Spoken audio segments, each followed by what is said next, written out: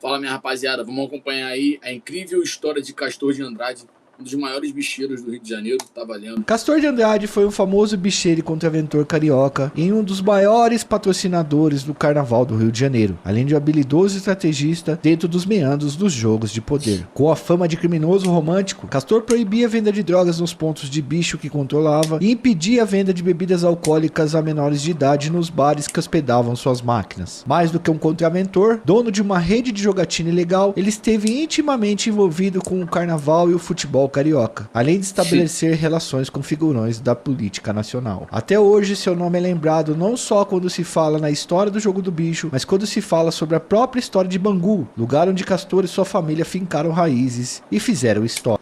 Quem mora no estado do Rio de Janeiro, igual eu moro no estado do Rio de Janeiro, sabe que o jogo do bicho é uma parada muito antiga e que os caras são tratados quase como reis, né? Pelo poder e pelo tempo que tem o jogo do bicho no Rio de Janeiro. Então, vamos acompanhar a história do Castor de Andrade, que todo mundo ouve, e a iconografia da história fez um conteúdo maneiro aí, tá valendo.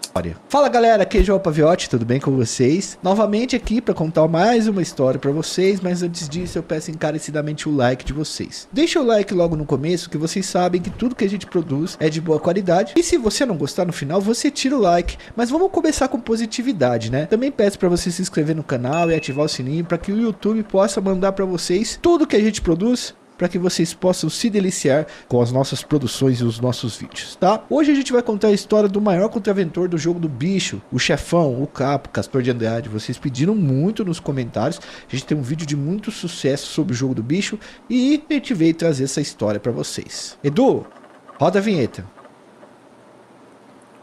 Enquanto o Edu tá rodando a vinheta, se inscreve no canal, ativa o sininho e acompanha a gente aí, vídeo todos os dias. Valeu!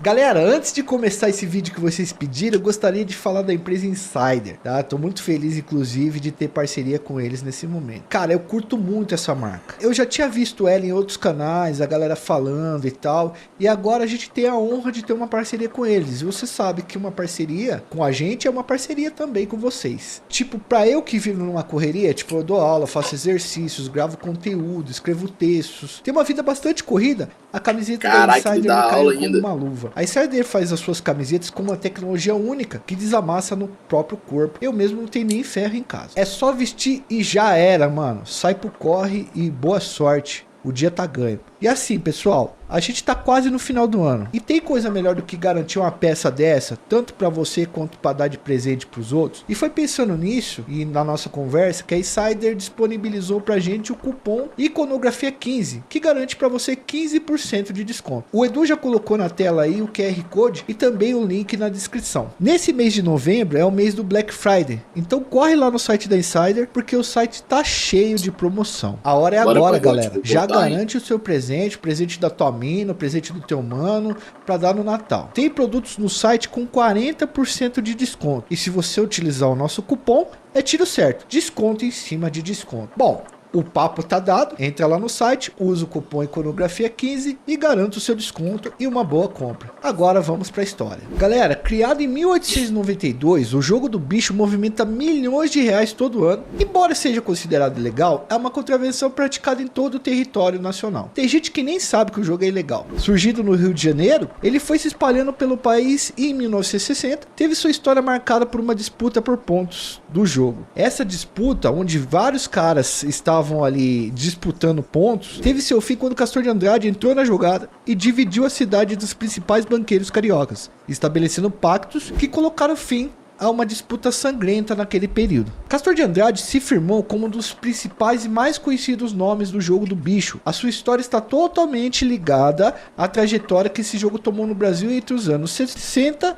e os anos 70 do século 20. Galera, o nome dele era Castor Gonçalves de Andrade e Silva. Ele nasceu em 1926 na própria cidade do Rio de Janeiro. Ele era filho mais velho de seu Zizinho e Dona Carmen. Ele conheceu inclusive o jogo do bicho através de sua avó materna. A avó dele materna, chamada Dona Eurídice, completava a renda de sua casa atuando como apontadora do jogo do bicho. A apontadora é aquele cara que fica na banca ali fazendo os jogos, tá ligado? Seu Zizinho, que era pai dele, trabalhava...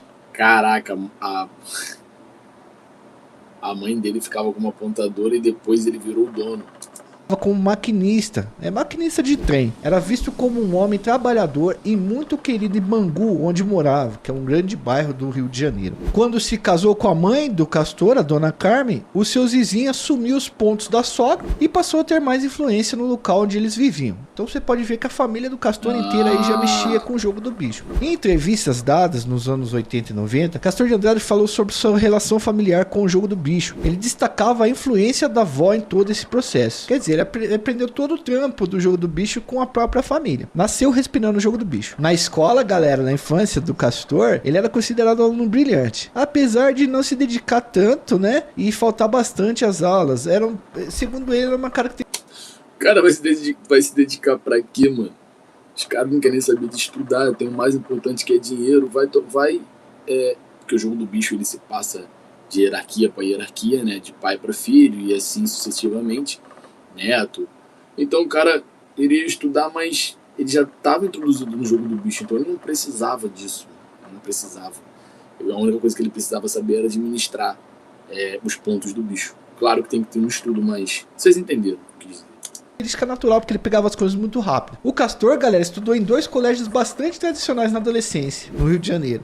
O São Bento e o Pedro II. Mas ele sempre cabulava a aula, dava um jeito de matar a aula pra ir na praia do Flamengo nadar. Nessa época, o Castor já andava pelas ruas de Bangu ostentando o fato de ser herdeiro de seu Zizinho, na época presidente do Bangu Atlético Clube. O pai dele, além de ser bicheiro, já era presidente do Bangu. Com o tempo, galera, o pai do Castor passou a controlar bancas do jogo do bicho em todo o território do Rio de Janeiro. Com o tempo, o pai do Castor, o seu Zizinho, ele foi passando os controles das bancas do jogo do bicho que ele tinha, não eram poucas, pro próprio Castor de Andrade. Apesar da mãe do Castor falar que não queria ele envolvido com aquele negócio. Galera, com pouco mais de 20 anos, quando o cara tá saindo da adolescência ali, entrando na vida adulta, Castor de Andrade já assumiu o negócio inteiro da família, antes mesmo de entrar na faculdade. Em 1962, ele se formou na Faculdade Nacional de Direito, mas nunca trabalhou na área, só era formado e tinha bastante conhecimento porque ele... Mano, imagina você com 20 anos, bicheiro, no estado do Rio de Janeiro, comandando todos os pontos de bicho. Tipo assim, é muita responsabilidade para pouca idade, apesar dele já tá introduzido naquilo dali desde novo, né? Só que tu imagina, mano, a quantidade de dinheiro que você não tem, a quantidade de poder que você não tem nas mãos. É loucura, pô. Por mais que ele seja um cara tranquilo, né, entre aspas, se formou em direito, mas mesmo assim é muito poder para pouca idade. Fez a faculdade de forma muito séria. Ao longo da sua vida, pessoal, as suas atenções sempre estiveram voltadas exclusivamente para o jogo do bicho, o carnaval e o futebol carioca. Essa tríade aí tão famosa na região fluminense. Muito inteligente e culto, ele conseguia transitar sem problemas pela elite carioca, ao mesmo tempo que se relacionava com os mais diversos criminosos da época e com as comunidades do Rio de Janeiro. Galera, além do jogo do bicho, outra paixão do Castor de Andrade era futebol. E ele herdou o time do Bangu do pai dele. A influência que o pai dele tinha no time do Bangu acabou passando para ele. Com esse time, o Castor de Andrade conquistou títulos e muita influência no futebol brasileiro, vendo seu time conquistar até o vice-campeonato carioca em 1965 e o título carioca em 1966. O Castor, galera, sempre acompanhava os jogos do Bangu à beira do campo. Ele era o que a gente chama de torcedor fanático. Em 1966, a final foi entre Bangu e América, 2 times que viviam numa extrema rivalidade dentro e fora de campo. Para vocês terem uma ideia, galera, do fanatismo do homem, naquele jogo, aos 27 minutos do segundo tempo, o juiz marcou um pênalti duvidoso a favor do América. E para surpresa de todos, Castor invadiu o campo, tirou um revólver da cinta e partiu pra cima do árbitro. Muito louco, né, velho? O Castor foi contido nessa fita aí pelo chefe de segurança do estádio, mas seguiu vendo a partida na beira do campo e vendo seu time vencer a partida por 3-2 em mais um pênalti extremamente duvidoso. Mas agora pro lado do Bangu. O Bangu foi campeão carioca e Castor de Andrade continuou se cedendo quando se tratava de seu time. Em 1967, ele invadiu armado um estúdio de televisão durante... O time dele ganhou por livre e espontânea vontade, né? O time dele ganhou. durante uma transmissão de uma mesa redonda. Porque, olha só, pessoal, um dos comentaristas teria insinuado que ele havia subornado o goleiro do Botafogo para que ele entregasse o jogo. Apesar, galera, das muitas polêmicas em que o Castor de Andrade se envolvia, ele era adorado em Bangu e exercia uma grande influência em todos à sua volta. Enquanto conquistava cada vez mais admiradores por sua influência no futebol, ele também ampliava cada vez mais os seus negócios no jogo do bicho. À medida que o dinheiro aumentava, mais a sua rede de influências ia crescendo e ele se tornou uma espécie de mecenas do século XX, financiando times de futebol, de carnaval e times cariocas. Um parênteses aqui para explicar o que é mecenas, é um termo que a gente usa na história para falar sobre patrocinador e patrocinadores, né? Então a gente sempre usa esse termo mecenas para o cara que arranca o dinheiro no bolso para patrocinar atividades culturais, esportivas, etc.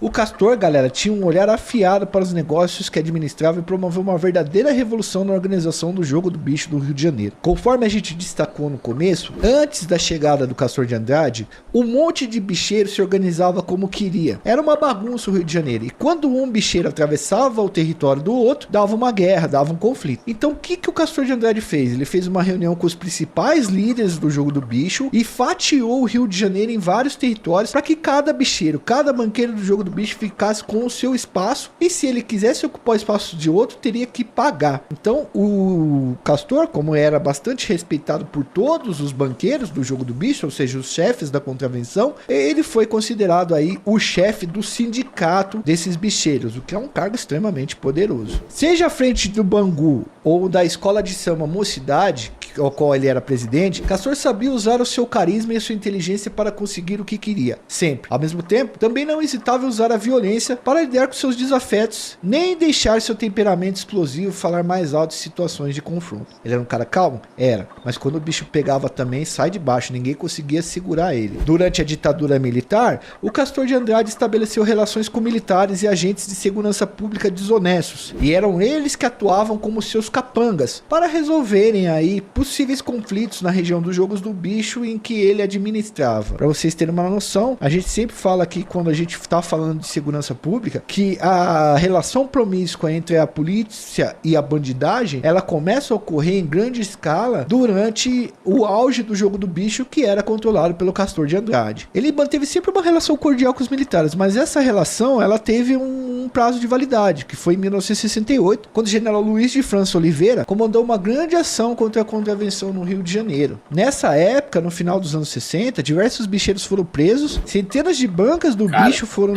desmontadas e Castor de Andrade foi preso 3 dias depois do início da operação. Isso foi só uma das primeiras vezes que o Estado investiu contra os contraventores do jogo do bicho. Geralmente era aliado. Ele foi preso como contraventor e levado para o presídio de Ilha Grande, acusado de enriquecimento ilícito. Mas como eu disse, ele ficou poucos dias lá. Em Ilha Grande, Castor de Andrade não recebeu o tratamento de um preso comum. Ele não ficou em uma das... Enriquecimento ilícito. É por isso que hoje em dia, tipo assim, a gente sabe que eles têm outras empresas, né? Isso aí é falado abertamente, né? Mas na época era só o jogo do bicho. Então, tipo assim, todo mundo sabia que o cara era bicheiro, todo mundo sabia que o cara era contraventor. E era muito raro, antes de entrar esse cara para aprender geral, né? Muito raro eles ficarem presos por conta disso.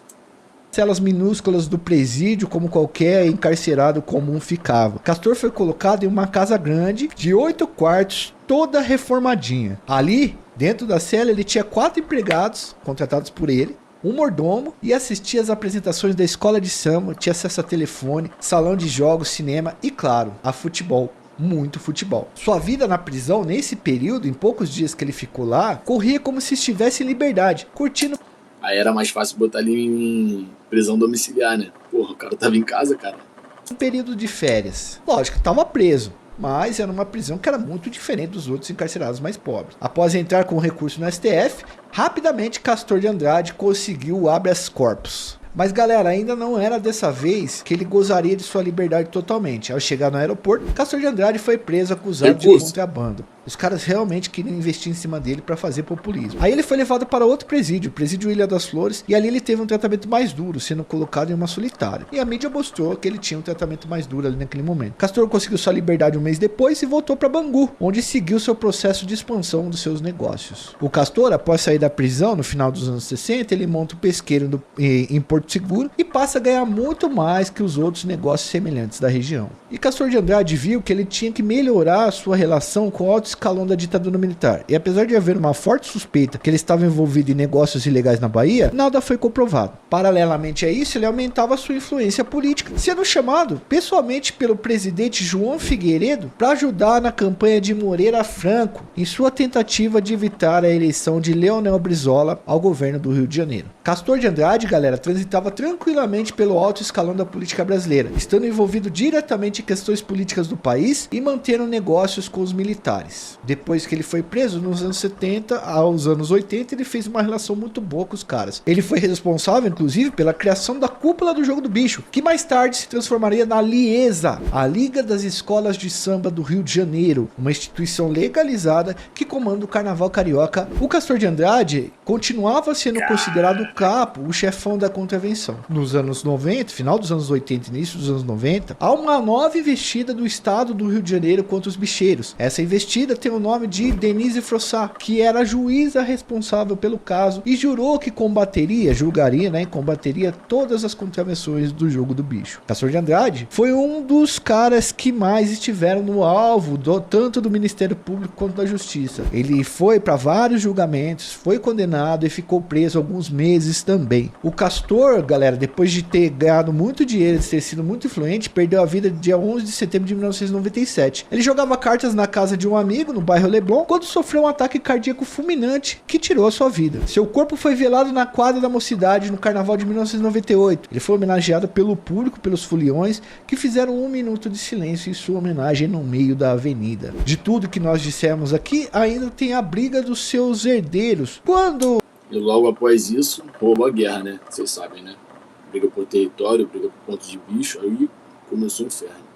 O Castor de Andrade faleceu, houve uma divisão de sua herança entre seu filho, o seu genro e o seu sobrinho. Mas esse é um fato que a gente comentou no vídeo sobre o Jogo do Bicho e sobre o Escritório do Crime que nós temos aqui no nosso canal. E já que a gente terminou esse vídeo aqui, que a gente falou intensamente sobre a história do Castor, vai lá ver esses 2 vídeos aí, vou pedir para os editores deixarem no card para vocês, que vocês vão ter uma visão muito mais completa sobre a história do Jogo do Bicho. Um forte abraço a todos e eu termino o vídeo aqui. Mais uma vez, tenho que pedir o like de vocês, que se inscrevam no canal, que ativem então nós já temos conteúdo para gravar no próximo vídeo.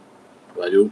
Tô aqui também prestando atenção para adquirir conhecimento, porque isso faz parte do meu estado e é bom a gente saber como que aconteceu. Isso é história, né? Então é bom absorver conhecimento. Vou trazer os outros 2 vídeos que estarão disponíveis ali. Se você gostou do conteúdo, se inscreve, ativa o sininho, curte. É nóis.